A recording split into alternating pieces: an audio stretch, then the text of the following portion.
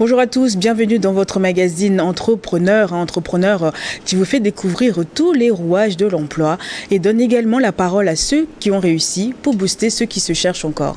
Ce matin, nous allons parler de comment associer la diaspora au développement économique du pays. Pour ça, je suis accompagnée de monsieur Paul Elom Belli, qui est entrepreneur africain. Il est diplômé de l'école d'économie industrielle en Italie, promoteur de King Café. Il est également directeur général de King Industrie, Belli Industrie, et il est avec nous pour nous parler de tous ces rouages-là, comment la diaspora s'y prend, comment, je peux pas dire le pays s'y prend aussi, mais comment la diaspora s'y prend pour investir au Togo. Bonjour Monsieur Belli, comment allez-vous? Bonjour, je vais bien. Très très bien. En forme. Ça va très bien aussi, ça va bien. Comment va votre industrie, dit-on? Aujourd'hui, ça s'est tellement élargi que c'est très bien. Vous tenez le coup. On tient le coup depuis 2017. On peut dire que c'est un pas après l'autre, c'est pas à pas. On n'est pas encore là où on veut être, mais on continue et chaque année, on essaie de s'améliorer au fur et à mesure que l'entreprise grandit. Et on dit qu'il va lentement, va sûrement. Donc, exactement. On est sur la route. Ah non, mais il le faut. Il y a des hauts et des bas, comme dans toute entreprise. Bien sûr, bien sûr. Vous êtes issu de la diaspora. Comment le déclic vient lorsqu'on décide de rentrer au pays? Investir au pays surtout, oui. Alors... pour moi particulièrement, je pense que beaucoup savent, mon déclic c'était, je disais souvent, j'étais pas le type d'Africain qui était censé rentrer. Parce que j'ai étudié en Italie, dans une autre langue, etc. J'ai fait le droit après, et donc j'étais censé continuer en Italie. Mais mon retour, c'est dû à deux facteurs. Premier facteur, c'est le fait que j'ai compris à un moment donné que peu importe ce que je ferais, là, en Europe, en Italie spécifiquement, je resterai pour eux un sale nègre, comme me le disent ou pas. Et secondo, soit on ne me donnera pas l'opportunité d'exprimer à 100% mes capacités parce que je ne suis pas italien, donc il y aura quand même des limitations dues au fait qu'on ne te laisse pas explorer certains aspects, certaines choses parce que tu n'es pas leur. Et après, le fait que notre continent est un continent du futur, du présent et du futur. Et donc, en 2017, à l'âge de 23 ans, je me suis dit, je vais tenter ma chance. Je ne savais pas quoi faire concrètement parce que tu ne peux pas dire que tu savais. Bon, moi, en tout cas, je ne savais pas ce que j'allais faire. Je me suis dit qu'il y a beaucoup de choses à pouvoir faire. Il s'agit de rentrer et voir les besoins, explorer. Donc, je n'avais pas une idée déjà conçue dans la tête que c'est ça je vais venir faire spécifiquement. Mais c'est risqué quand même, non? Quand on ne sait pas trop quoi faire, quand on vient, ou quand on n'est pas préparé, c'est risqué, non? Oui, c'était risqué. J'assume que ma décision en ce temps-là, c'était sur un coup de trucs où je me sentais plus à ma place, où je ne me revoyais plus dans cette société-là et ni mon futur là. Parce que je me posais beaucoup de questions.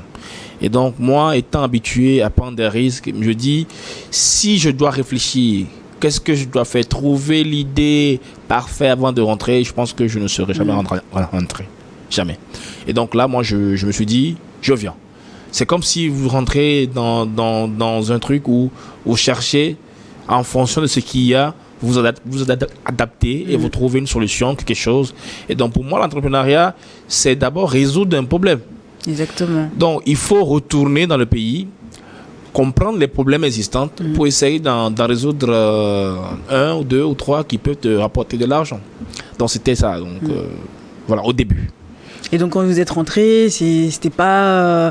donc vous avez sillonné un peu, vous étiez rentré pour les congés ou vous avez quand même pris du temps pour pouvoir bien faire les choses, bien observer et tout? Alors, en 2017, j'étais rentré une première fois en début d'année. Après, j'étais rentré pour rester. C'est-à-dire faire me domicilier au Togo. C'est l'une des conditions que je dis, en tout cas moi, dans ma vision, c'est qu'on ne peut pas vouloir entreprendre en Afrique. À distance. À distance, c'est pas possible. Parce que le temps que vous partez, vous revenez, beaucoup de choses ont changé, ou il y a des paramètres que vous ne pourrez jamais voir si vous n'êtes pas sur place. Donc moi, j'étais venu pour rester. En même temps, j'ai commencé les activités. Donc j'étais là, je suivais, j'apprenais. Parce que une chose, c'est que quand nous partons, on n'est plus vraiment au cœur des changements des réalités. Donc quand nous revenons, il faut avoir l'humilité de réapprendre notre pays et les réalités, les changements. Parce que ce qui était, quand on était parti, ce n'est plus la même chose quand on est revenu. Et donc du coup, il faut s'acclimater, voilà, et pour être au courant et se rendre compte des changements, des nouveautés. Mais justement, quel est le rôle de la diaspora dans le développement économique du pays, par exemple? La diaspora a un rôle essentiel, sinon primordial. Aujourd'hui, je pense que il est sûr de tous, et le gouvernement aussi l'a dit, que la diaspora togolaise est le plus grand porteur d'argent ou bien de retour de richesse dans le pays.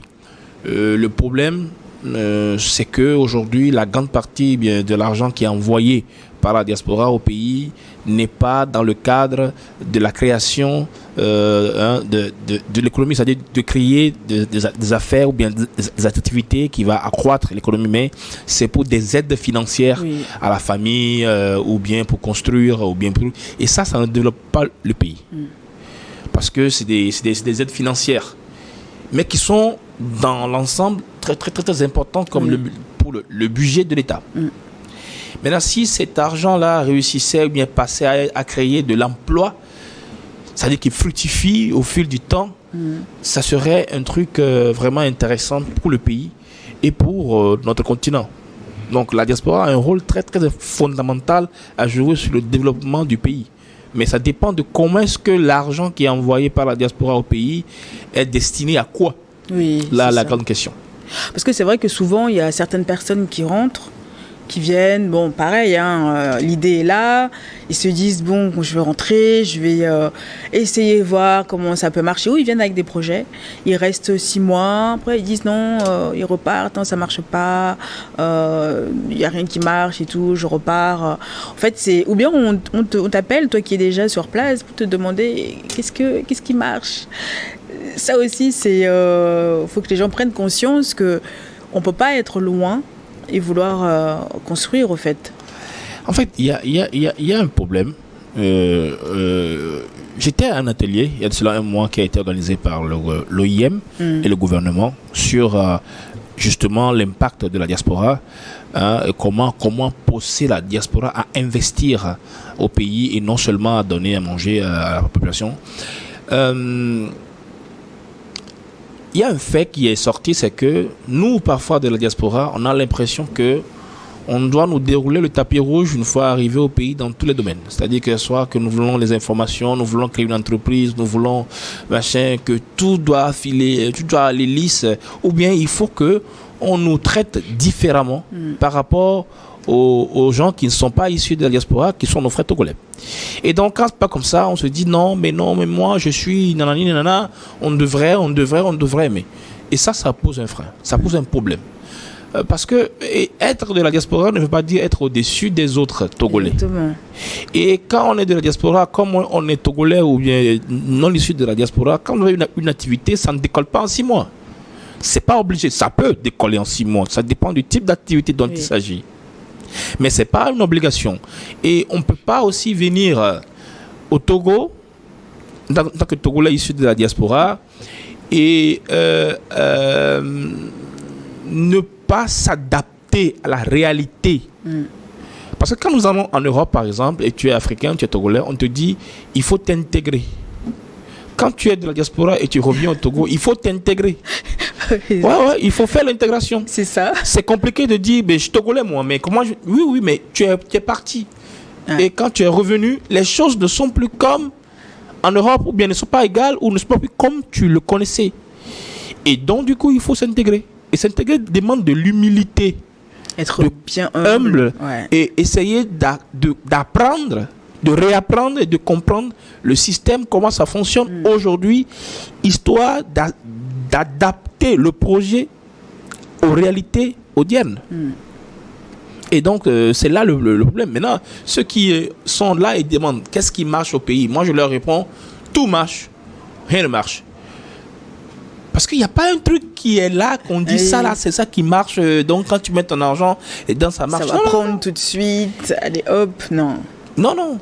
Et d'abord, quand on dit investir ou bien faire du business, d'abord c'est du temps, c'est du risque. Ça peut marcher aujourd'hui, ne pas marcher demain. S'il n'y a pas pas un truc mathématique où je commence un business, ça doit marcher. Non, c'est pas dit. Non, c'est pas dit. C'est pas dit. Et puis il faut oser. Hein. Il faut oser. Il faut avoir une marche de plus. Il faut être résilient. Il faut comprendre le besoin de la population. Il faut comprendre la poche, la capacité financière de la population. Quelle est la cible? Qui sont-ils? Où sont-ils? Ben, il y a un travail à faire. On ne vient pas, on dépose un projet ou un produit et puis ça commence par se vendre. Non, il y a du travail à faire. Au préalable, en amont. Non, mais il y a beaucoup de travail à faire. Il faut vraiment que... Bon, il y a des gens qui arrivent quand même à gérer. Et puis, bon, c'est vrai que quand on tombe, il faut savoir aussi se relever. Et ça, souvent, les gens ne comprennent pas. Et des fois, quand ils tombent, ils se disent c'est la fuite directe parce que, ah non, ça n'a pas marché. Mais c'est vrai que c'est compliqué. Non, c'est parce que... C'est des risques. Il y a eu... D'abord, choisir de rentrer en Afrique, c'est un gros risque. Il faut le dire, parce que tu quittes un confort, tu quittes un pays, tu quittes toute une réalité et tu rentres dans une autre réalité. Même si c'est ton pays de provenance, tu n'es plus adapté à cette réalité et il faut se réadapter. Ça, c'est la première difficulté. Seconde difficulté, c'est que, étant donné qu'on a les papiers avant de rentrer ici, on se dit dans notre tête, si ça ne marche pas, je peux rentrer. Ouais. Et ça, c'est le début du déclin. Oui, il faut... Parce que quand nous rentrons en Europe, on ne se dit pas, si ça ne marche pas en Europe, on va rentrer au Togo. Ouais. On se dit, il faut que je gagne ma vie parce que je suis parti en Europe, je ne veux pas avoir la honte pour dire que je suis rentré bredouille. Oui. Alors, on se lâche, on se bat à fond. Mais quand nous rentrons au Togo, au contraire, on se dit, si ça ne marche pas, en tout cas, j'ai un plan B, celui de retourner là où j'étais. Alors, à la moindre difficulté ou aux difficultés où c'est chaud, vous allez partir. Ouais. Forcé. Parce que vous avez une porte de sortie que vous avez ouverte inconsciemment. Et qui est là, qui vous rappelle chaque fois que vous pouvez repartir. Vous pouvez repartir. Et ça fait que beaucoup repartent aux premières difficultés qui pouvaient, ils n'avaient pas d'issue. La patience, même s'ils avaient la patience, ils auraient pu résoudre. Ils auraient pu résoudre, ou bien s'ils n'ont pas d'issue, ils allaient rester. Et imagine s'ils n'avaient pas les papiers de retourner. Qu'est-ce que vous allez faire? C'est ça. Ils allaient rester, trouver une solution. Une solution, bien sûr. Voilà. Bien sûr. Écoutez, monsieur Kpeli, on va marquer un temps de pause. On revient juste après les informations. Restez avec nous.